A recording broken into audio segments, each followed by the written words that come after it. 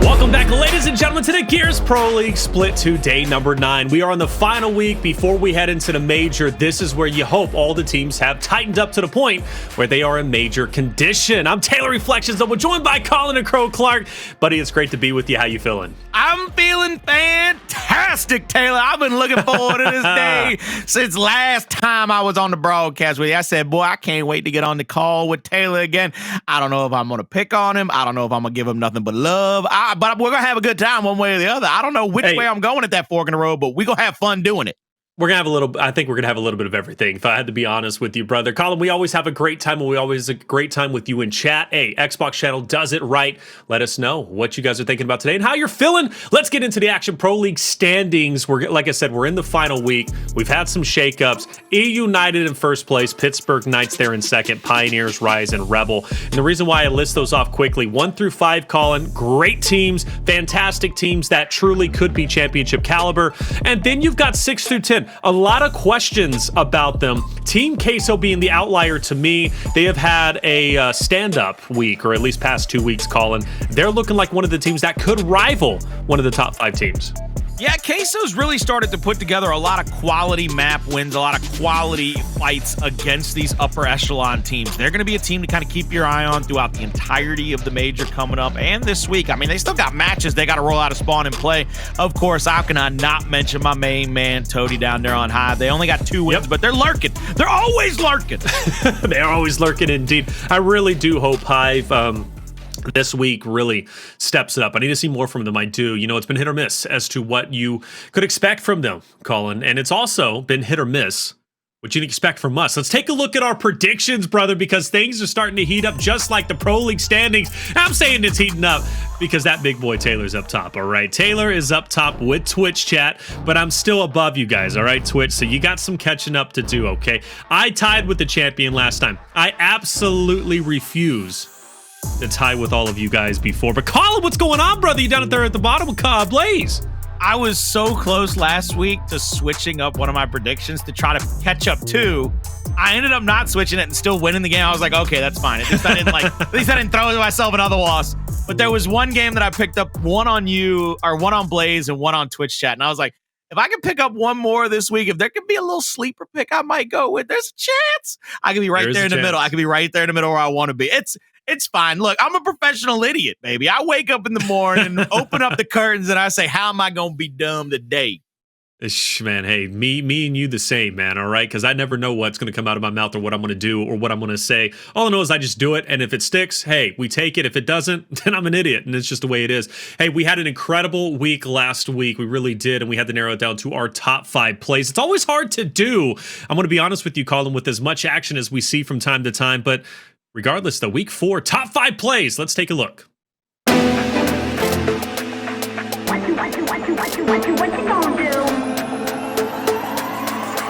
Earlier, they're going to continue to get richer, and Gary is hitting some nice shots with the torque bow, so the pressure is really on for BK. Together, get these kills to come back through in their favor.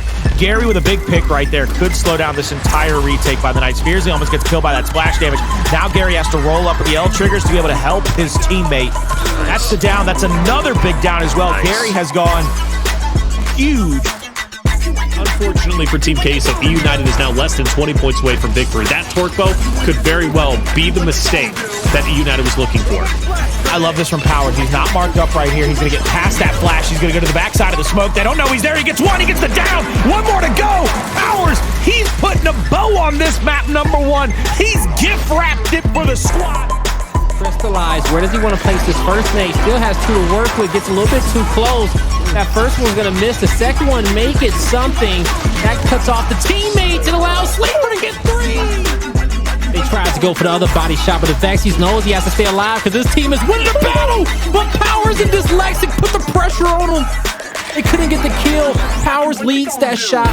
Double snipers in the hand of Dyslexic and Powers. INZEM can't make it to the connector.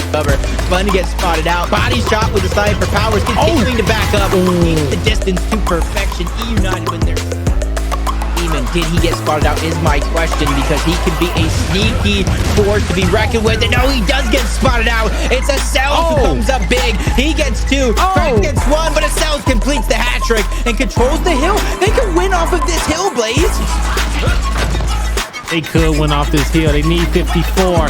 And it's going to have to be Rebel who has to quickly get back into it. The flashes are going down. The shots are there. It's the Cells who's going big. He's looking for the second kill, and he's going to get it. He gets the third. What you gonna do? Biggest Cells. Can't put that man down, Colin. Can't put that man down, all right? KCP looking good. Everybody looking good. We're looking good. Chat's loving us today, baby. And chat's going to love the action, Colin. What? Why you look so confused at that, Colin? They were shouting your name in chat, baby. They're happy you're here. It's like the one time I don't pay attention that they act. They give you all the love. But when you do pay attention, you know what you get. You know I feel like a politician. You only like me when I'm not around. I don't know, Colin. They've really loved you in Split 2. It's not as controversial as it used to be in Split 1 or before, but you know what? I think that's just because we respect the competition at the top. We always tell the story as it is, all right? And some people don't like certain chapters, but we're always going to tell the story as it is, man. Let's take a look at our broadcast schedule. We got a lot of great matches today. We're starting off with Rise versus Fury 1. Rise obviously looking incredible as they always do. Fury 1, a team that has been incredible at times, but I got to say I was a bit disappointed last week. We'll see if they do well this time. Hive versus Fire and Ice. That's going to be a great one. Big storyline for that. Pittsburgh Knights Team Queso. That's another great one. Team Queso took KCP the distance in our last Emergence Days last week. Went to map number 5. We'll see if they can do it against Pittsburgh Knights. Side Station, I think we only have one match for today. It's going to be Rebel and Discipline. That'll be taking place at 7 p.m. Eastern. So the same time that F&I Hive matchup is going to be going down. Those are your matches for today. Colin, any of them looking more, I don't know, tasty for you? I mean, you gotta take a peek at that Hive and, of course, Fire and Ice matchup. Those two teams, a little close to each other in the standings. They're probably closer in the talent than Toady would like them to be, because they're going to give them a good run for their money. So that might be the highly contested game. Of course, everybody's going to probably point at that Fury 1 squad. They've got a lot of quality map wins over their time in the Pro League. Rise, they've been a little up and down, a little whoopsie daisy. I'm curious how Rise is going to come out in this first matchup. Rise is used to kind of playing in our main event. We kind of prop those boys up all split long, say, look, they're one of the heavyweights. They got to have a shot at the bright lights in the big stage. We have them at 8, like them 7:30, 9 o'clock slots. Today, they got to come out the gates firing. They got to come out here at 5 o'clock Eastern time. They got to be ready to rumble. I hope they're ready to get in there. I'm going to be like my main man, Reverie Joe Mills, be like, keep the rabbit punches to a minimum, keep everything above the waist. When I tell you to go to your corner, go to your corner. Hey, Rise and Fury 1, they're in their respected corners. This is going to be a great one. Colin, we talked about Rise and their inconsistencies. They are a bit up and down, but the roster is incredibly talented. So when they are on the up and up, my lord, you can't shut them down. Rushiez, Avexys, DeToX, and INZEM. Yeah, I'm going to give a lot of love, actually, to a guy that maybe gets a lot of criticism at times on this squad, and that's going to be Rushiez. Rushiez, a lot of times, I mean, Jacob talked about it last split. He puts himself into some sticky situations. This split, I have seen Rushiez do more defensively and more to kind of hold the objectives for his squad, or at least give his team the early objective advantage, where he's either waiting just outside of the hill or he's already in the hill, just kind of, doing his little rat thing, waiting for somebody to come up to him, and he pops out of the sewers, give him a little ankle bite, take him down, make sure they get those first few points over the hill. Rushiez, to me, has stepped his game up in a very different meta way, and I think that's something that we kind of always looked at him. He's always, when he first broke onto the scene and he was part of that gruesome twosome of Rushiez and Speedy, we were like, oh, well, he can slay out. Well, then all of a sudden, it's like, well, Rushiez got this extra added advantage where he gets the breakthroughs and escalation. He's the smart player. He's willing to make that sacrifice.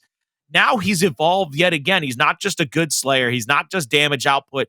He's happy to be the guy that understands not only his role, but kind of where everybody is on the map. He's almost like a scout if you were to look at this as a game of war. A scout indeed. Who was the guy though? Like, Rushiez is great, but he had that funny moment though last week, Colin. It was power. Where he was. We're not talking about it. Sometimes you miss a shot. Sometimes you miss one. He missed the shot and the knife. It was the best moment I have seen in a long time. But you know what? Give him props, and then you just no, backed the garbage truck up to him. No. I'm sorry. That was just the first thing that came to my mind. Rushiez is incredible, man, and he is that guy that loves to hide in the shadows and blindside you. Just got to hit that shot. Just got to hit that shot or the 1-2 punch. Let's talk about Fury 1 because it takes 2 to tango. And this the dance here. I've been saying that a lot. I don't know why. I don't even know where I got that. Last Aimboot, Jaled, and Ventry. I've been impressed with these guys, especially off the beginning. Fury 1, they got a lot of quality series, quality victories. But I do think as of recently, Fury 1 hasn't been as dominant as I think they should have been, especially with their start. And one guy that I need to step up is going to be Aimboot. Aimboot is a guy that has always played very consistent and played very well, especially in the Challenger Series. Now that he's in the big leagues, his KDA isn't that impressive, 1.54 at 34th. You got the average respawn damage of 20th. You got overall kill participation at 21%. Now, the concern that I have is 24% is actually decent in terms of kill participation. But the thing is KDA is 1.54. So what does that say about the rest of the roster? That means that he's not getting the help that maybe he's looking for. Of course, you've got these opportunities around the map where you can push up into a fight. Aimboot's got to be comfortable in those fights. And one of the ways to make your teammate comfortable and maybe pump that KDA up a little bit is get some Lancer Fire for that guy. Give him those opportunities. More often than not, I've been seeing Aimboot put himself in a position to be that secondary fire for a guy like Ventry, for a guy that has been really unbelievable in the way he's been able to get some of these double kills that I've seen Ventry get. And I'm like, man, how does he keep getting put in these spots? And then I go back and I'll watch the match and a rebroadcast. And I'm like, man, Aimboot is putting himself into some really dangerous spots where he'll be, 12, 15 feet away from somebody, pull the Lancer out. And you know that guy's going to head down you. You know what's going to happen. As soon as they see you Lancer, that guy's going to fly at you.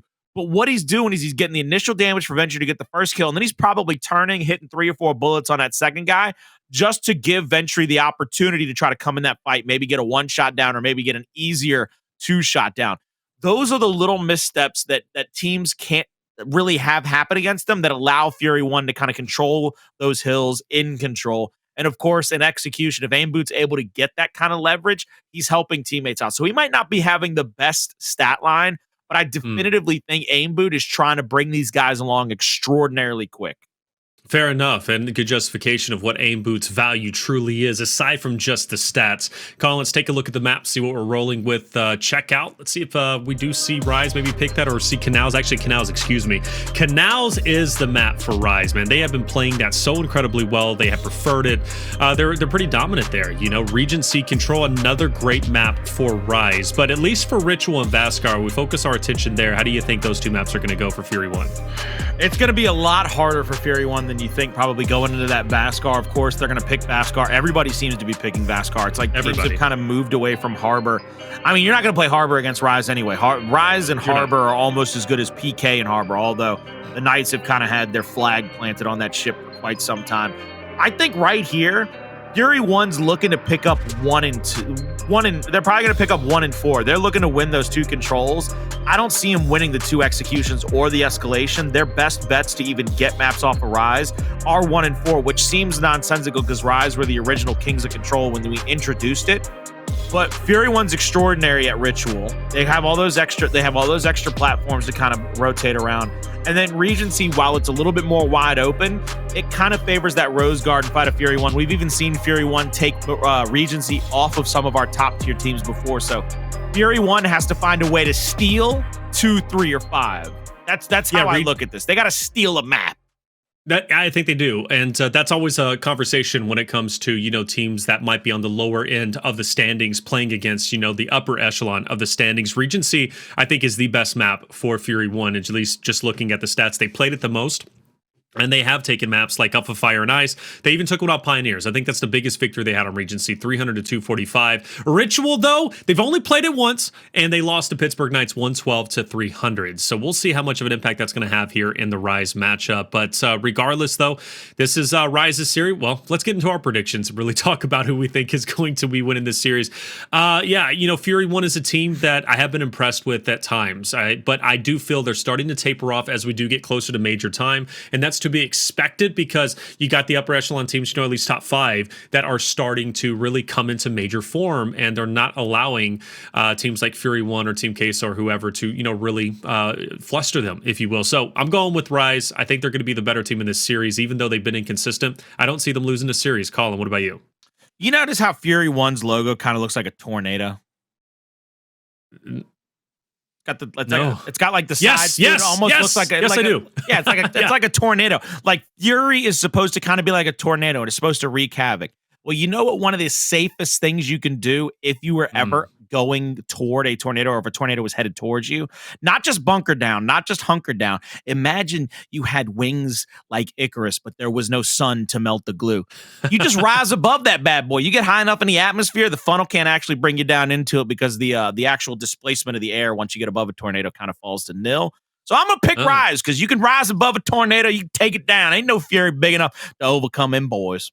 All right, fair enough. Honestly, my answer was going to be just go in the center of the tornado because that's where the air is dead, but that was a stupid answer. And we opened the show saying we're both idiots. I'm an idiot. And that was one of those things I was thinking about. Hey, Colin, but then again, you're not really taking a plane in the air when a tornado's coming at you. You're just going to get down. Well, what if you didn't know? What if it just comes out of nowhere, brother? Have you seen the movie 2012 or whatever it is? Like The Day After Tomorrow. That's what it is. Day After Tomorrow. I've only seen it once and it was a while. Yeah, like people were in planes and tornadoes just like, I mean, it looked like, it was like Rushiez coming out from behind a cover trying to get a one shot on you. You were like, is that a tornado? So you're saying that was Rushiez, the tornado was Powers, and he was just coming at him on Regency. And we're going with Rise, all right? We got 3 Rise across the board, therefore Fury 1, it is up to you. Hey, to prove us all wrong. And you know what? You have done well in the past. You've gotten close to big victories against dominant teams. Let's see if you can do it today. As I said, this is the final week of Pro League. We got the major coming up, not this weekend, but next. So this is where you really need to put it all on the line and showcase that you're a team not to be messed with and taken respectfully moving into the major time. We're moving into map number 1, Rise versus Fury 1. Let's see how Ritual plays out. This is going to be an interesting matchup again because of all those extra little angles that you can take inside a Ritual that are extraordinarily hard to kind of lock down when you have to be concerned with all those extra like 90 degrees, those side shots. One of those things that you have to be upset about is people kind of hiding behind these small covers. We saw Rise struggle against the Knights on this map. Fury 1 has to be able to take advantage of the same things. They have to be able to take advantage of those small angles, those little cover shots. I think right here off of the initial, I like this. They're going to push a full Rushiez to the backside of this. The smoke comes out, and Rushiez is tagged up, but not really a lot. He's going to get most of his health back. Extra flash comes out. Rise has got the easy flank across. It looks like Avexys was trying to wait against the last move. He was trying to bait last move to pull back and try to help out his teammates, and now Avexys is pushed in. That was a perfect entrapment, my man. That was beautiful by Rise off the initial.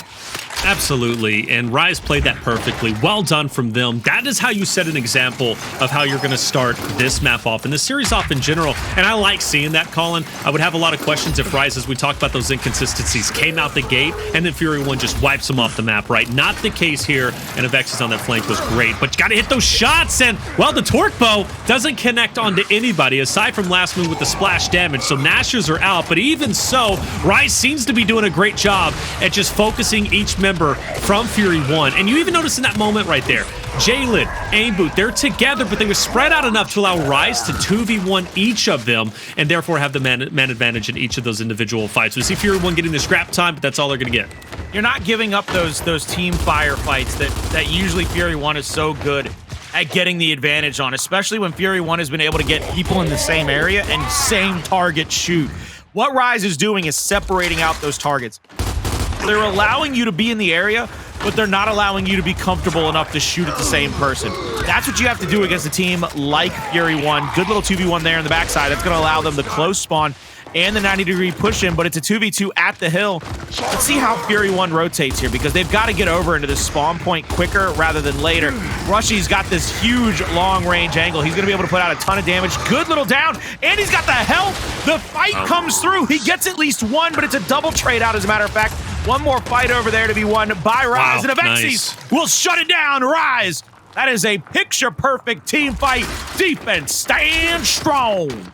And that is the second definitive team fight that's gone down where Fury 1 has lost. Rise obviously victorious. Rushiez so big in that moment. The Lancer Fire was connecting, and the fact that he did get some help, I think, from Avexys just in a nick of time to win that is great. But now, round number 2 for this current hill, for our second hill, P2. Fury 1 once again going forward. The Lancer Fire coming out from Rise, though, has been a sight to see, Colin. It's something we've been very critical about them as of recently.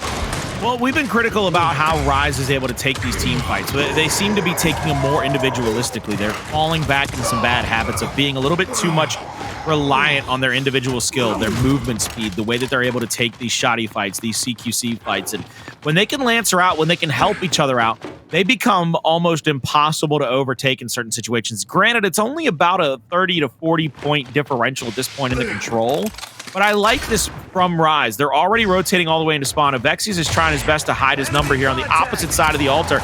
Big first shot from Ventry, but Avexys had enough damage. He knew he could poke back in, get that down, and now that kill. Now Avexys is bringing some attention to himself. Every kill he gets here makes it that much harder for Fury 1 to push into the next hill. Double bounce in. Avexys can't hit the third shot. He's going to get rotated on. 3 players have spawned up at the altar. Now all 4. That's a great spawn for Fury 1. They're going to be able to push 4 deep into this hill, but Rushiez with that torque bow, all he's got to do is get shots on with the active to try to get shots or downs and clears. With the splash damage, they throw a nade out, and it actually forces the torque bow out. They're going to have to go for a solid retake with a full 4-man rewipe. This is a big hold for Fury 1. Great shot, though, from Rushiez to take down Jaled. That's one less member they have to deal with. Now it's an even up 2v2. Bit of splash damage, but not enough. Rushiez full red has to back up. INZEM will join into the mix. It looks like the retake might be happening. Fury 1 holding on tight. The drop on Rushiez is big, so that gives now the advantage back to Fury 1. And DeToX and INZEM forced to just stay up as long as they can, but one by one they continue to fall. INZEM trying to be the hero. Fury 1 holding on tight despite the immense pressure from Rise. And again, I won't be surprised if Fury 1 wins this map. Fury 1's always been a little bit stronger in control than they are in the other maps. And I even called it out. 1 and 4 kind of gets them to map 5. They're looking to extend this to a map 5 one way or the other. Whereas Rise have to find a way to maybe take one of these controls or take both of the executions and the escalation. Those are those paths to victory for these squads. Right now, it looks like Fury 1's trying to take care of business, but any map on control that Rise takes away from him makes the hope dwindle that much more for Fury 1. 98 to 61, pretty close, relatively close compared to how it started with Rise doing such a good job. But hey, they're still doing a great job. Fury 1's just fighting harder. Great shot from Last Move to take down Avexys. DeToX, big moves. Last Move, unfortunately, gets caught aiming down sights around corner. Maybe a bit of a misinput. He's going to get punished for his hard work. Ventry, though, good shot on a Rushiez will drop him, and now it's up to INZEM to truly hold his ground. But DeToX also rose in. It's a scrappy fight for sure, as to be expected. Who's going to end up winning it? Well, Rise will have the last laugh. I was about to say, if you're going to challenge DeToX to a movement battle, that's like trying to challenge Usher to a dance-off, my man. You ain't going to beat Usher in a dance-off. That's just fact at this point. And now you're going to challenge DeToX to a movement battle? You're going to try to bounce in his head? Get out of here, man. You looking like Wile E. Coyote who just stepped off the edge of the cliff like, wait, where am I? Honestly, that's really it, man. But honestly, question, can DeToX dance? I don't know. Yeah, oh my God. DeToX got moves, baby. Something you can't challenge that man. What do you mean you can't? You can. No, you cannot challenge DeToX to a movement. No, that's what I'm saying. You can't. I'm saying you cannot challenge that. I didn't say you can. I'm saying, man. Boy, you got nuttier than a squirrel's house before winter. That had me worried. He's got moves on the battlefield and off the battlefield, brother. And you know what? That is a well-rounded gentleman. All right. I don't know if he's gentlemanly, at least in this series. He's killing it. 134 to 61. Fury 1 starting to fall behind. Jaled just trying to find himself a little sneak kill right here. My man Jaled's trying to just poke out, get one shot on somebody. He better. He better. First on the back end. Oh, a little movement miss there. All he had to do was maybe hit that second shot. He could have gotten it down. Can't get it to go. Jaled will find his first prey, but even sneakier than Jaled is Rushiez. He said, I'm going to watch 1, now 2. I'm going to get the call out on 3. And, oh, by the way, there might even be 4. He's going to be looking for this. Oh, my God, Lieutenant Min, baby. Lieutenant Min is a dangerous man when he's got intel. Oh, yeah, that's easy. Good night. Say good night. Now he's got the backside of the hill. Jaled has to push back in. He's going to get shot on from the backside. And now Rushiez has the power position. Avexys has kept that 4th player kind of tie it up. Ventry didn't have a chance to really pressure Avexys for 5 to 10 seconds, which has allowed Rise to kind of take over the close spawn point and put pressure back on the hill and continue to mount up their score lead. That right there is why I gave my main man Rush some props. And Rushiez is that guy, loves to hide in the shadows, get behind you. You got to keep your head on a swivel, man. You really do. He's had a standout game, 9,100 damage. And you know what? DeToX also had a great game himself, too, with 10,000 damage, 8 kills, 11 assists. Aimboot, though, looking to make some moves. Will take the kill onto INZEM, which gives him an opportunity to pincer in with the rest of his boys, 3 up top. Avexys is going to keep him in check, though, you'd have to assume. Torquebo creating a little bit of issues for Fury 1 to push forward. Rushiez getting aggressive, takes down Jaled. And Rise will go ahead and abandon the last 17 seconds on this hill they're focused on next. The lead justifies it. Actually, they're going to go ahead and top off maybe to 200. Yeah, why not? Get to 200, start to really apply the pressure, start to really force your opponent into that situation where they don't have time to wait for power weapons. They got to throw flashes, try to get in your face, try to make some kind of miracle happen. And that's exactly what I like out of Rise in this position. They realized that they were in it, they could top off, they could really force the side of Fury 1 to just start throwing flashes and flying. And you can see Rise, they're taking full advantage by backing out of hills. They know they don't need the time as much as Fury 1 does. They can play defensively, they can play advantageously. Aimboot, though, with a big reaction shot there. I mean, squaring up and getting the down on DeToX before both Rushiez and Avexys finish that player off. I want to see Rise finish this strong. I want to see them keep Fury 1 below 100, not because I'm against Fury 1, but just because Rise, at times, just like, you know, other teams, Pittsburgh Knights, Rebel, E United, sometimes they do, you know, start to let go of the gas. They don't pump the brakes, but let go of the gas because they get a bit complacent and they take their lead for granted, but that's not what you can do or afford to do major time. And with the major being so close, this is the Rise we need to be seeing heading in to the major. DeToX once again getting the Torquebo. Correct me if I'm wrong, I don't think Fury 1's got the Torquebo once. I don't remember them having it unless they picked it up and somebody immediately got killed off. That's the only time I can imagine them having had the Torquebo at this juncture in the map. 245 to 79 though, and you can see it looks like Rise continuing to use that point advantage to the fullest extent. 18 seconds left and they ain't even started to come off the hill. They want to get this thing over with lickety split, it seems like. Lickety split, 251-79. Will Fury 1 break 100 points? I don't know, guys. Rise 49 points away from victory, and they've got a lot to work with. DeToX with 2 more bolts. Ventry, though, will pick up the nades, and he will get the kill on Avexys, staying alive. INZEM, though, going for the pressure. INZEM's going to get taken down, too. Ventry really holding his ground here, and you need to see that, especially when Fury 1 needs him out. A comeback, and Jaled sideswipes DeToX. He wasn't ready for that, and now you got an awkward moment as Rushiez is about to get swarmed on from all angles, and he'll easily get finished off. Fury 1, well done, and that was a well-executed play to take over the next hill. And you can see what Fury's trying to do with 2 players still playing at the altar, 1 playing off to the left. Close by, the far right player, Jaled. If he gets called out right here and they can get a quick kill on him, that gives him a 4v3 advantage, which is exactly what ends up happening. I like that. Rise actually slowed up. That's what I was about to call out, is they're going to try to slow up killing this other player on the opposite side. They're not going to try to pressure that because they know that that 4th player is in no man's land. It's going to be impossible for him to help out, and that's exactly what they come through with. And this should be a pretty simplistic retake for Rise to take control of this hill. Should be. Will Rise get it? Yes, they will. 30 seconds remaining. That's going to be just shy of 300, so Rise might bleed this hill dry, and honestly, they should keep that pressure mounting up for Fury 1. I think it's already at an all-time high, but it's going to continue to go up the closer Rise gets to victory. Fury 1 now starting to get desperate to move forward, and Avexys will pick up what could be the last Torquebo of this map. Again, Rise has got the Torquebo every single time. Great communication, good rotations from them to be able to allow that to happen. They will break away, 282 now, 18 points away from victory.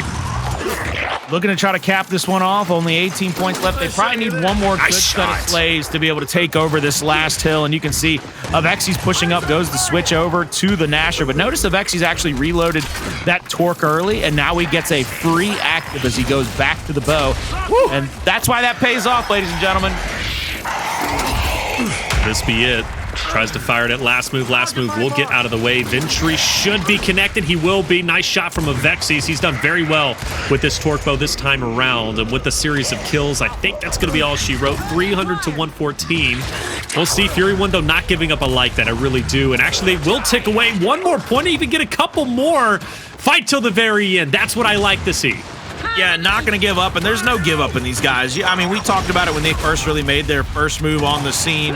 Even though last move might be making his last moves in this first map, he's going to get that kill onto DeToX. These boys grind this game out. There's got to be a lot of pride that's involved with Fury 1 and how they take fights on Gears 5. They get a good defensive stand there. They're going to probably cross the 140 threshold, 150 threshold, because they got to bleed this out. They got to get it all the way down to like 3 seconds and make sure that nobody sneaks over from Rise to finish off the map.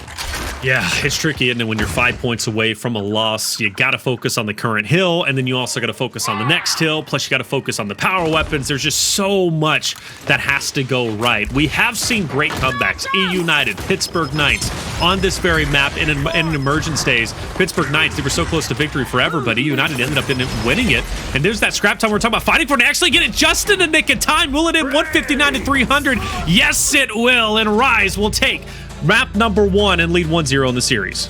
And those are the things that you've got to make sure you always pay attention to. You know that they're probably going to continue to pressure out that map. You know that they're not going to give you an opportunity to kind of sit there for free the rest of that time, because they can keep taking that fight. Rise knows it's 5 seconds to like 180 seconds at the point that they had that. So they know they're going to keep having flashes thrown at them. And it gets that much more critically hard to continue to hold on to it. That's why you see Rise win that map number 1. Incredible job by them. I really am impressed simply because we've seen Fury 1 be so gamey on control, and we saw Rise really have trouble with Ritual, especially against a team like PK.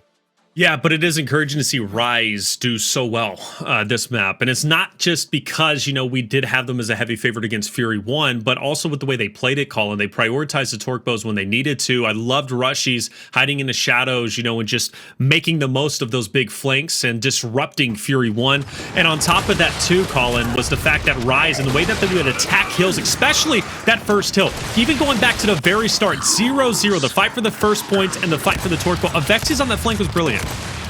Yeah, Avexys continuing to kind of get the direct shots that he needed to make life harder on everybody from the side of Fury 1. And again, it kind of started off with that first rotation. It started off with that first kind of bait where he played further away now. Played further away from that initial fight just to be able to fight back into it. Kind of bait the player from Fury 1 to go back into that fight early, and then he just had free shots in everybody's back. Still, though, I want to go back to the point we were making at the very end. Fury 1 fighting till the end. I really do respect that. I love that. It's easy to get defeated. It's easy to give up when the team is just 5 points away. Fury 1 continue to fight through and through. You got to question, if Fury 1 maybe had that same energy off the rip, would things have been different? Maybe. We'll never know. The reality is Control is, in my opinion, other than Escalation, I think actually Fury 1's decent there, but, you know, this is their game mode. Control is their game mode. Regency is a map they prefer, but Regency is also map number 4. So we have a long way to go before we get to that point. So going into Canals execution, Colin, Fury 1 has yet to play that in Pro League. I don't know if they played at E-Days, but yet to play it in Pro League. Rise, they've got a lot of experience here. So I'm looking at Rise taking a 2-0 lead, which puts Fury 1 in a must-win on Vasgar.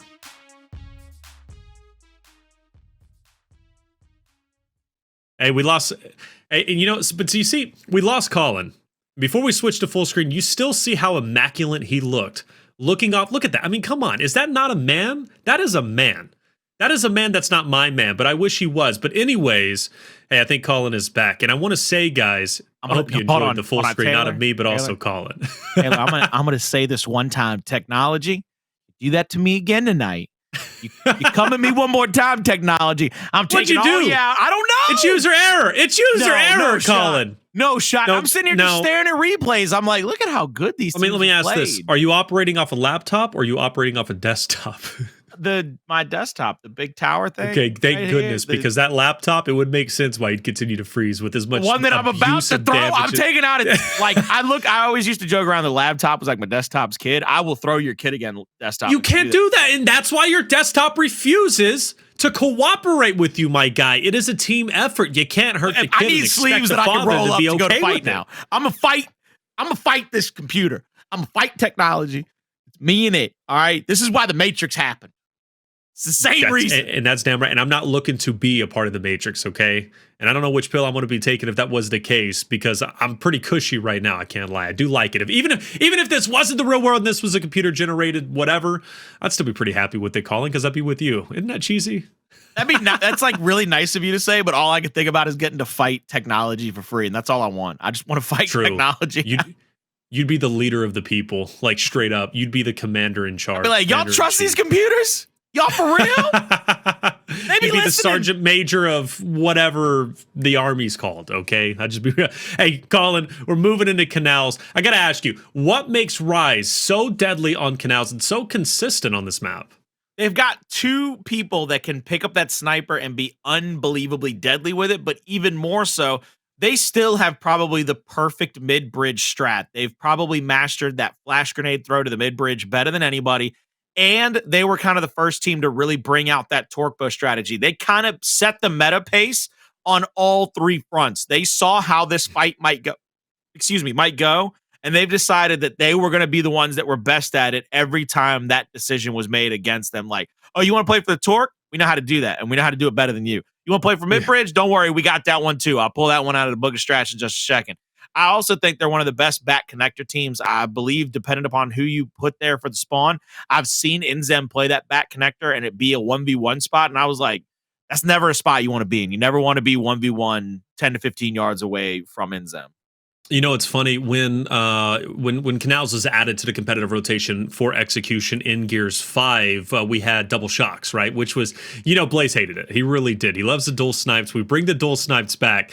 Now, funny enough, though, when dual snipes were brought back, Rise wasn't a fan of it. They just didn't like Canals. They just said, we don't like the way it plays. Now, I don't know if they've gained a new or turned a new leaf for this map, but I mean, the thing is, and I've consistently said this, guys, what makes you so good as a competitor is being able to play maps you don't necessarily enjoy playing, but being good at them. And I think Rise is in that point. I don't know if they like this map as much, but anyways, they're good on this map. They're successful on this map. And calling Canals is a map that isn't commonly played. So this is a great map for Rise to be successful at. And I really think what we're going to see here is Fury 1's probably going to get frustrated early. They're probably going to push to that mid-bridge more often than not, do their best attempt at getting the order disrupted for Rise. And you can see Rise is going to send one player, Avexys, over to this long shot. 2v1 to the front side of the mid-bridge. That's what I was concerned with, whereas Rise is going to play this through back connector. They have the 90-degree toward those frag grenades. They also have the easy shots over the top if they want them. Avexys looking for a body shot there on the last move, and once he gets it, the call-outs there, you can see the players kind of tap dancing around, trying to find an open angle. A little trade out from DeToX to Aimboot, though, is going to make things interesting. Jaled in last move will take care of business in the front side of the map. See what they do here. Do they rotate that long shot to the back connector to try to help out the 2v1? Rushiez in a 2v1 situation, tries to go for the right hand, won't be able to get it. Now it's Avexys in a 3v1, tries to push straight forward, but he goes down. Good first round by Fury 1. Can they keep up this pace? Yeah, great first round indeed. I'm going to take a peek at the little scoreboard when it pops up, and that's what I thought. Jaled, man, 3 kills. 3 kills. And funny enough, DeToX gets that first blood, so that speaks volumes about Fury 1 being able to turn the tides despite losing a member off the rip. So for Jaled, all eyes have to be on him in round 2.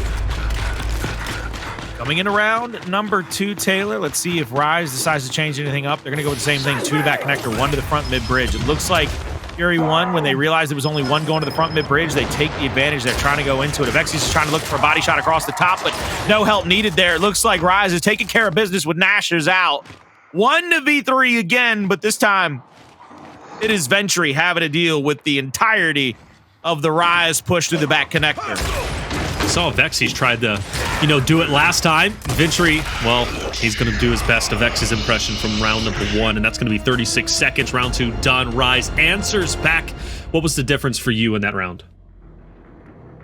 Well, Rise took it a little bit slower through that, through that front mid bridge. They used that back connector exceedingly well. DeToX, that last round, he had a teammate on the opposite side of that player that he traded with. That could have very well easily been a 4v3 situation had DeToX had enough initial damage help from a teammate to not get a trade and just get a straight kill there. DeToX this time going into the front of the bridge. We're going to switch on over to Jaled, who's going to take over the back connector. They're going to try to take a book out of page out of Rise's book, as a matter of fact, pushing too deep through back connector. But that's what I'm talking about. See how DeToX is getting the help needed to at least get that first kill to allow his teammates to rotate around? Those are the things that make this team very dangerous through this back connector. The communication, the know-how of how much damage has been put out and who needs the help and when. Okay, last move, looking to make some moves, but he will be finished off there. I think there was an opportunity where Jaled was fighting super hard, outputting a ton of damage. He was in a 1v2, and Ventry took his time getting over there, and I think he did that because he had the sniper. He didn't feel as comfortable pushing up. He wanted to get value. To his credit, he hits a body shot column, but it was after they had already lost Jaled. But I think if he got there in enough time, maybe even forewent the sniper at that point in time, get that damage out, help Jaled, that fight could have played a lot different. But hey, to each their own, it didn't. Rise will take a 2-1 lead. We head into round number 4. And obviously, it's going to be pretty defaulty. Big mid-bridge battle. DeToX will successfully push Jaled back. He's got Aimboot up top.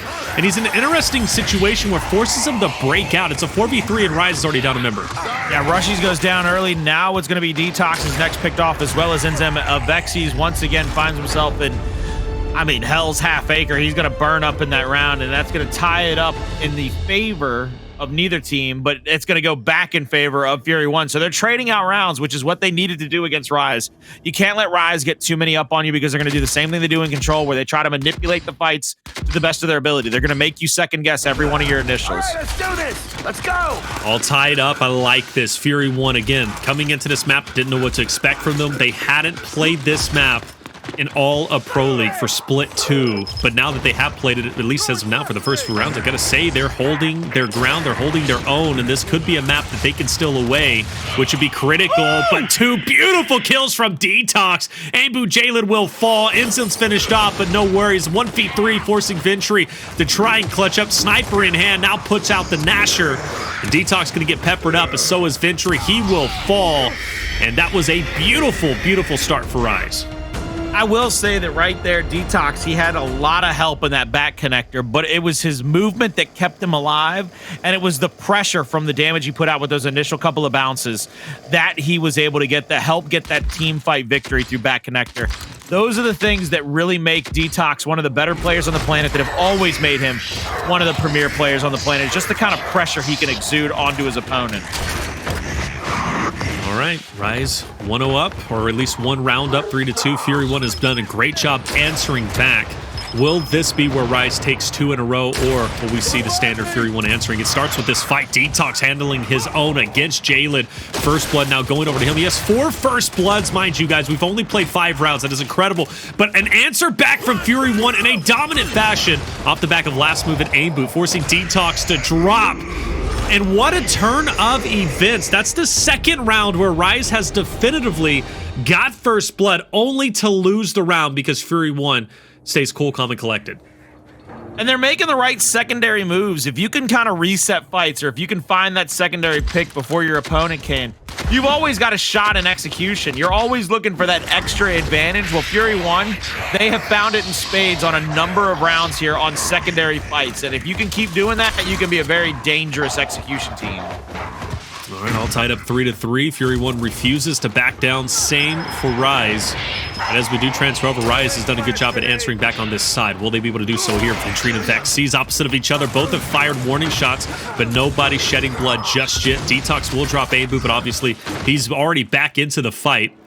And once again, we go back to view on Avexys trying to hit that sniper shot. But this is where things are going to pop off here. Last move getting pincered, and he will fall. Once again, Rise getting first blood.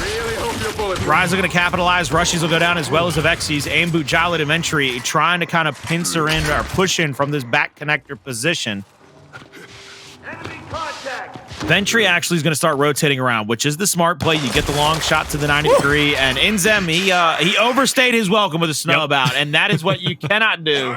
You cannot open those kinds of positions up for somebody with a long shot to get those easy headshots out. It just makes it all too simple for a team to win a round against you. It should be 4-3, Fury 1, going into the later part of this map, and right now, Taylor, the big difference, the big problem, in my opinion, is they're not able to reset the fight. They're getting damaged too heavily back connector. And instead of being able to win a fight and reset, it's win a fight and then lose a fight. And you can't do that. You can't just trade blows. No, you can't. It's disappointing. It is, at least from the perspective of Rise, because, you know, again, you have 4 first bloods with DeToX, but you're not converting that into a victory. And Avexys is not having a good game, guys. 1,800 damage in round 7. That's not a good performance. Plus 1 kill, 4 deaths. So this is a moment where Fury 1 needs to hold on tight and really press the gas pedal down to the floor, because they've got the advantage, they've got the momentum, and they've been playing better as a whole at capitalizing on mistakes from Rise. So this could be a Fury 1 map to tie things up 1-1, which should, you know, go back to what Colin was saying earlier about stilling one of these maps early on. Aimboot in the corner opposite of Avexys, and Avexys will hit a body shot. Will DeToX take the bait? He will. He gets the down, and that's going to be first blood once again going to Rise. And I like what I saw there where they pushed Avexys up early in this time. They're going to give Avexys a chance to get that body shot damage with a long shot. Now Fury 1 trying to use their movement to their advantage. It's going to go down and out, but last move against INZEM might be a little bit of a shining hope, but it was too little, too late. Everybody rotated around and got those first kills. All right, so we're all tied up 4-4 once again. DeToX has just played one hell of a game on Canals. 12 kills, 5 assists, 8,300 damage done with 5 first bloods. Mind you, there's 2 down there for somebody on Rise, which means that's 7 total first bloods. And again, Fury 1 continues to hang in there. I'm impressed with these guys. Not only did they not give up on Ritual, made it competitive all the way to the very end, even with Rise at 295, Fury 1 being down still, manages to come back. But this is a critical juncture now.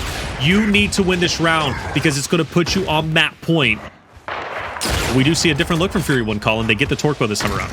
They're going to go for the Torque Bow pick, and once they get it, they're going to back up. They're going to reset this fight, push on from back connector, hand their end from their snipe bridge, but they're going to have that Torque Bow back connector. Jaled with the Torque.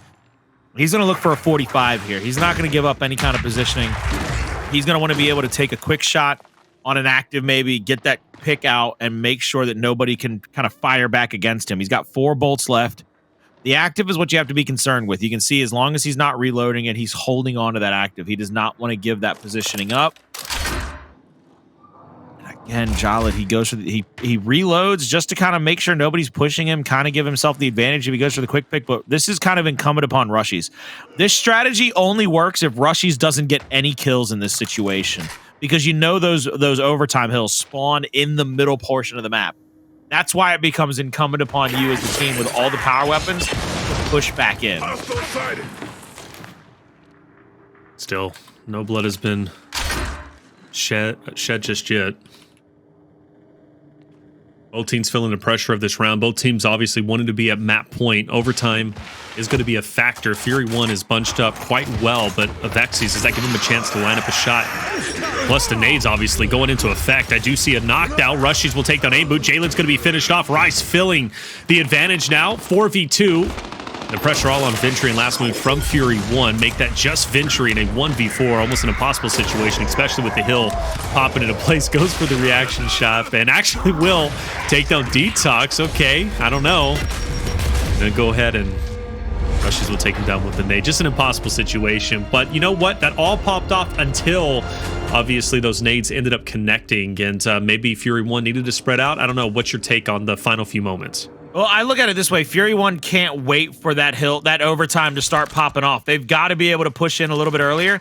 Maybe waste those fragmentation grenades from the side of Rise a little bit earlier, because you saw how Rise played that. They basically waited until they knew that Fury 1 had to make a play, and then they used those fragmentation grenades to get at least a down or a kill and a bunch of damage. Those are the situations that put you too far deep into the hole to dig yourself back out of. Ooh, good answer. Back we see first blood once again going to Rise, but then Fury 1 answers back in fashion, but quickly traded off now to a 1v3, and the final round looks to be before us as Ventry last up. forced to fight it out, and he will be finished off. 6-4 victory. Rise will win their second map in a row, but it wasn't easy by any means. And I gotta say, this map for me was just as impressive for Fury 1 than it was for Rise as they take a 2-1. DeToX, that man, though, 14 kills and 7 deaths, but 10,000 damage, not to mention his 7 first bloods. That's how you do it when it comes to Canals execution. And if somebody is struggling behind, hey, you need someone to step it up, and DeToX did exactly that. 2 maps down, hopefully some more to go. We got Vasgar coming up next. You don't want to miss it. We'll be right back.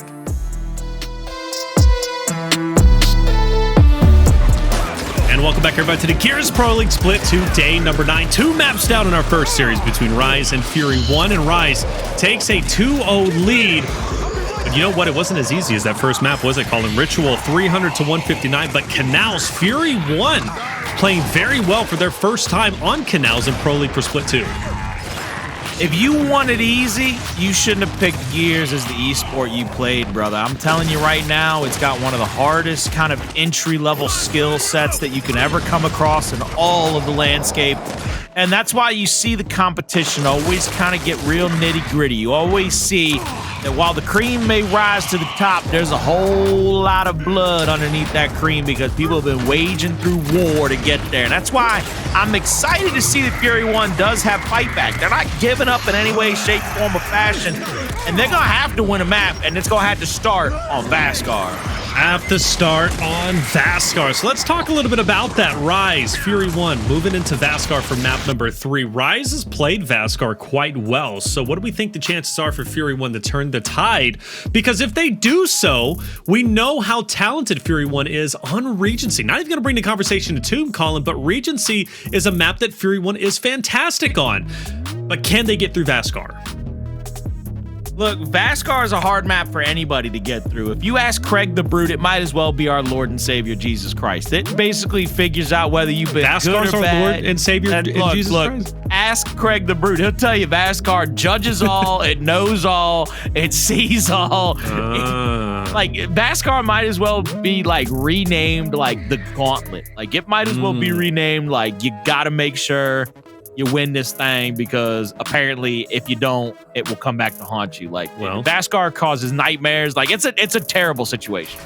Well, all right, so let's talk about Vasgar. So Rise has played Vasgar 3 times, and once was against Pittsburgh Knights, another was against Pioneers, and then the other time was against Purified, and excuse me, E United as well. They played them there. So 4 times, and they've lost once. They lost to E United 3-5. Aside from that, that's their only loss, where Fury 1 has played several times on Vasgar, and most recently against Team Queso, they lost 4-5. They also lost to Rebel 0-5. But for round number 1, it seems to be a trade-off. Both teams losing 2 players each. It's very scrappy, and no one gets a definitive edge, minus the stats that I just said before.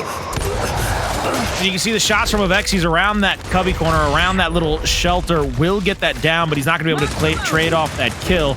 Rise will have their home in the mid-neutral. 1v1 here at the Arrivals. They're going to bring INZEM into the fight, and INZEM gets so much damage. I mean, Ventry has to know. There's no way that he can't see that the home hill of Rise is getting capped up.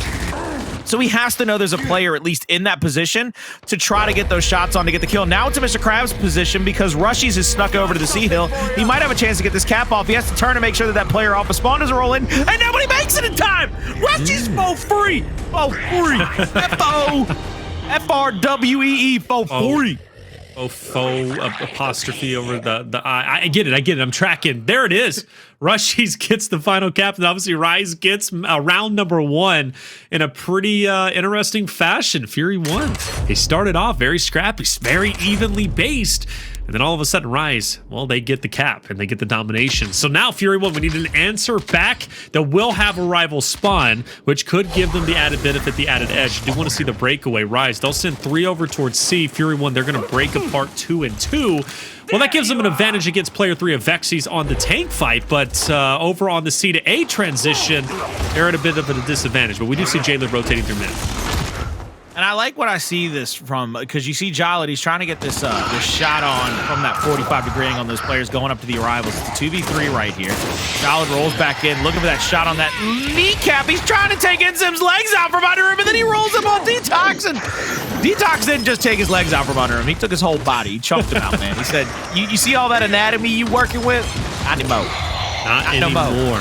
And last move, too. Same situation. Good fight. Jaled will take one to the grave, but Avexys, he's, you know, you could say, okay, he's just trying to keep him from crawling into the hill. It's a long crawl, but I think Avexys was shot some love, and then Aimboot comes and outdances him and outmoves him. That's poetic. Very poetic indeed. You'd have thought it was written. Oh, hey now. What? You thought somebody would have written it like Edgar Allan Poe. Let's see what happens here as they push back into their home hill. They might try to continue to pressure out because it's 2v1 over here at B. They might get the call out that the numbers advantage is at the home hill, that they can pressure onto Rise's home hill. Aimboot has that 45-degree angle, putting out a ton of damage onto Avexys and INZEM, and Avexys and INZEM are just going to waltz up onto him. They're going to get that down. They're going to go in for the easy retake on B, but DeToX, he had that angle and got the down, ensuring the kill for Rushiez. Now Ventry and Rushiez 1v1. Ventry has a little bit of a weird angle here, and he's going to get crossed out. Avexys will rotate over. They'll get their home hill back. 2-1 hill advantage for Rise. And Rise, I think they might settle in on this and just take over the point advantage as well. Yeah, play the long game, and I think that's going to put Fury 1 in an interesting spot where they might feel uncomfortable. Fury 1 is a team that likes to close out rounds quickly. The longer it's extended, I think you give more experience to teams like Rise or Pittsburgh Knights, who might have had more experience or more success in the escalation-only competitive days. We do see Rise retaking the lead for the first time this round, 184 and counting. Fury 1 at a point where now they must win this fight on C. If they lose this fight, that's pretty much all she wrote. Could very much well be all she wrote. As you can see them pushing in, they step into the hill for just a moment, but I don't believe they're going to be able to really wait for that decap. And you see how Rise kind of set up through the middle of the map? They just lancered him out as soon as he stepped up into no man's land. 1v1 here at the C hill. A hill's going in favor of Rise, and that should basically knot it all up because put a bow on it, baby. They get every kill around the map, and every hill gets back into their favor. It's a back-to-back domination for Rise. Back-to-back domination, like you said, is quite concerning for Fury 1, you'd have to assume, but you never know. Maybe the comeback will be here. But if Rise continues to play this way, Colin, there could be a point in time where we potentially see Fury 1 placing a power weapon down to change up the fight or change the engagement. Speaking of which, look at that talent on the map, huh? Let's go. I don't see that ever anymore. I'm a big fan of the talent still. Look, I know it's hard to control. It's got some crazy recoil. But look, even the director says it's best weapon. It's best weapon, okay? Deal with it. I'm not going to argue with the voice of God. Who am I to argue with him, okay? He knows all. You know, he's It's like the voice of Vasgar, right? The voice of Vasgar. True. Well, hey, talent is going to be a lot of fun to watch. Speaking of which, well... That's going to be a chunk. Rushiez taking a last move. Aimboot looking to be a bit sneaky here, but he's been called out. Unbeknownst to him, Avexys was watching middle, and last move is not, or Aimboot, excuse me, is not going to be able to get away. In the meantime, Rise does have the 2-1, and they're actually going for, I don't know if you call it a Mr. Krabs or not, but they're going for a domination. Trying to get it to tick through. You can see Rise on all three hills. One more to go. It's going to be B. The only player that can step up is Ventry. And there it goes. It ticks on through. Domination again. 3 in a row. They be fast, and Fury right now be slow. Rise is putting them to the bricks, baby. I feel like you had an opportunity there. They be fast, but the other team may be Fury, but not furious. Fast and furious, Colin? I was just going for the rhyme, which is also a copyright of when Ghostbusters did it in Ghostbusters 2 after they got the two spirits in the courtroom in the entrapment. They said 2 in the box, ready to go. We be fast and they be slow. I need to rewatch that on YouTube or something. I don't know that one at all, but I tell you what. I'm not gonna lie to you, I was a big Ghostbusters. Were you? Like, I could see that. Big Ghostbusters kid. Man, that guy, whoever wrote the song, Who You Gonna Call? Ghostbusters, he still actually performs that in concert. It's pretty cool. Pretty cool to see, actually. Why wouldn't you? I mean, he made more money off that song than anything else. He loves it. It's kind of crazy. I think it's like an 11-minute song or something crazy. Like, it's a long song. Like, the actual complete song is it's pretty wild. But let's put some respect on Ray Parker Jr.'s name, by the way. Is that who wrote it?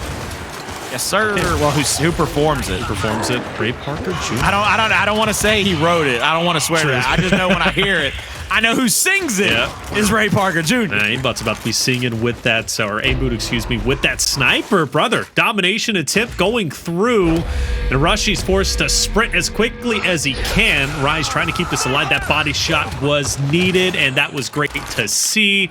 But enough time has allotted for Rise to successfully get off the respawn. Another body shot coming in, and DeToX will fall, but he's back into the fight. Aimboot needs those headies, and well, there's one. At least Avexys overstaying his welcome with the Lancer fire. Jaled now over there joined by player 8 of Ventry. Great shot across map from Aimboot, keeping Rise at bay, and finally, Fury 1 will get a point on the board. They're doing it, baby. They're fighting back. It's only 3-1, but you got a chance. All right, you got to win one round at a time. It don't matter when they come or how they come, but you got to get one on the board to even start your comeback, okay? And they got it going right now. They're going to be dancing, baby. They're going to be dancing. Wanna be dancing.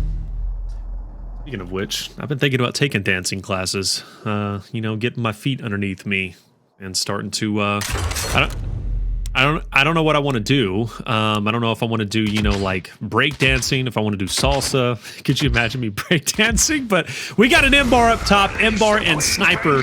This is going to be a lot of fun. It spreads out the fight. Fury 1, though, they want that M-bar 3 strong up top where Rise breaks out 2 and 2. And quickly the number should be spotted, but with the smoke, it actually isn't going to be as easy. But we do see the sniper get out successfully from DeToX. So I'm actually super curious to see how this plays out and if Fury 1 will find more success with the M-bar than they did the sniper in the last round. See, way on Avexys, man. Hey, look, I know Rushiez might look like he needs a tan, but he don't need that kind of tan, okay? You need to just lay off. Oh, wait, DeToX with that body shot around the cubby. Now he's gonna get. Yo, my man has checked both of these players. Like that's just a check shot. He's like, don't push me, don't push me. He is taking. He's got 3-4 people are staring at him. He is taking so much damage. I mean, it is a war zone over here, and DeToX is still firing back. I respect it, but Avexys pushed up. INZEM's also going to be there. Rise is going to make a move here on the home hill of Fury 1. This is a must-win moment from F1. Will they be able to do so? Well, Jaled and Ventry now need to hold their ground. You also have a 1v that could pop off on the other side between Aimboot and Rushiez. Rise does find a way to get onto the hill. Still, Fury 1 members going to be all around. Bit of a misroll from both players, and DeToX will be finished off. Avexys now up to his own devices, and Fury 1 can take a big advantage, especially if this fight could be won. Rushiez now choosing to roll away. Aimboot's going to push up. Rushiez catches him. But no, he's actually going to rush. He's going to take him down. I thought for sure Aimboot was going to be dead from the first shot. I was surprised he stood up, but regardless, Fury 1 seems to still have the hill advantage, but what a chaotic moment that was.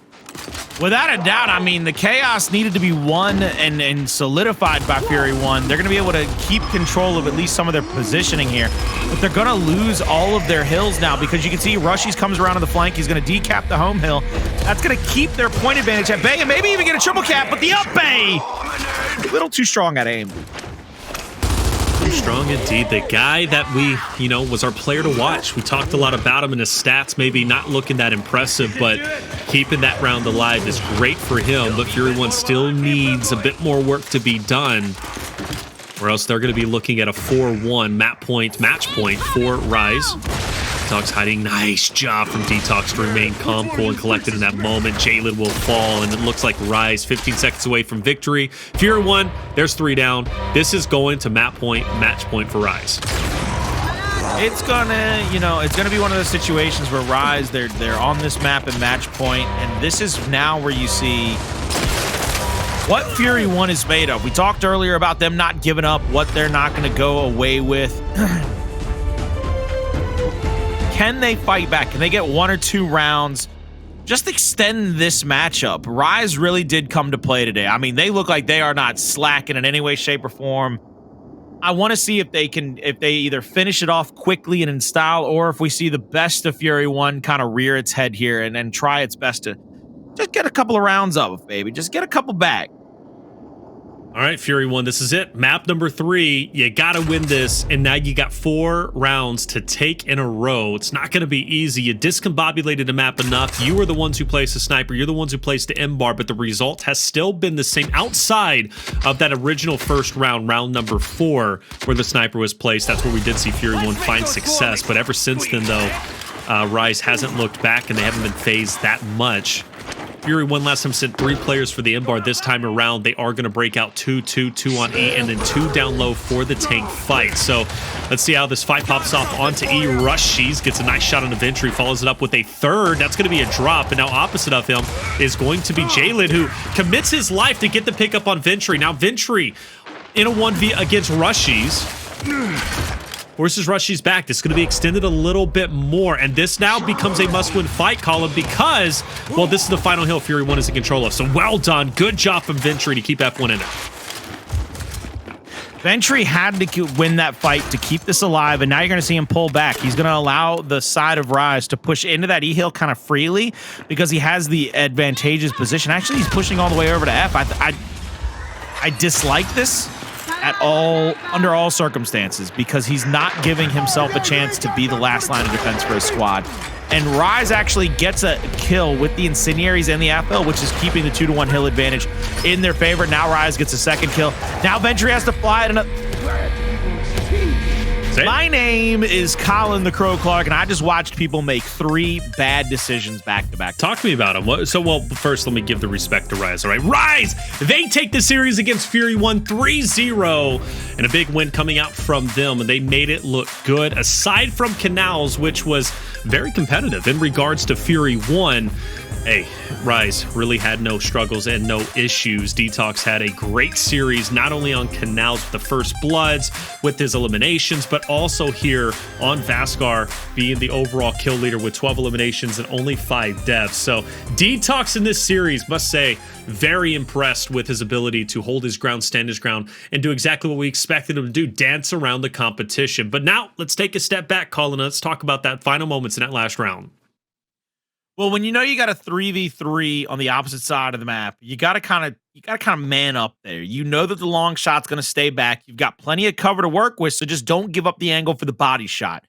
If you can bait out their utilities, bait out that incendiary, you're safer once again. They threw smokes, which gave them no vantage point in front. Yes, you're trying to hide for the long shot, but you have no idea what's getting thrown at you. You have no idea where your opponent is rotating around in front of you. You've given up your intel. And then you bring your 4th player over. Yeah, we're going to overwhelm them. We're going to get a 4v3. That 4th player has an M-bar out, which means he's going to stay as far away from the fight as the long shot and hope that he finds a cheeky angle onto somebody, but he's also completely abandoned his 1 hill that he can pretty much guarantee we hold on to extend the round. 3 bad decisions in a row. 3 bad decisions in a row, and that could come down to a lot of things. You know, inexperience. It could come down to, and I don't mean inexperience. Fury 1 knows how to play the game, like straight up. They just do. Mechanically, they're fantastic. We've seen them get great wins in close series, but it comes down to, there's a big difference from being mechanically sound, right, and then also being strategically sound. And I think Rise is just the overall more mature team. Plus, they have the guidance, obviously, of Avexys, and he knows what to do and how to guide his troops. I mean, even if he didn't, even if he stayed silent, INZEM, DeToX, and Rushiez know exactly what to do in certain situations. Where I feel Fury 1 needs that vocal figurehead to be like, this is the decision, this is what we're doing, and this is how we're going to execute a great play. And I think Fury 1 sometimes, you know, there's moments where they make bad decisions where they think it's the great decision or the right one, but in hindsight, it really wasn't. And that just comes from experience, Colin. That's all it is. It comes from a different kind of experience. There's always experience from practice. And while practice is improvement, it comes from crunch time experience. It comes from having to be in those positions where you've got to make the correct decision against a vastly superior squad. And I'm not saying that from the idea that, you know, Rise should have 3-0'd them, but they just did. And Rise has always been talked about as one of our best squads in the league. So they took care of business, and you've got to be smarter. You got to make those better decisions if you're Fury 1, especially late in those rounds. I think one of the things that I really am going to take away from this, in my opinion, is just how solid Rise, and it might not have been necessarily on that execution, but on the control and the escalation, the team fire from Rise is really showcased tonight. Yes. They have to be able to keep that up going against teams like United, the Pittsburgh Knights, like the Pioneers. Those are those tests. We've already seen Rise beat the Pioneers once this split. You know how they did it?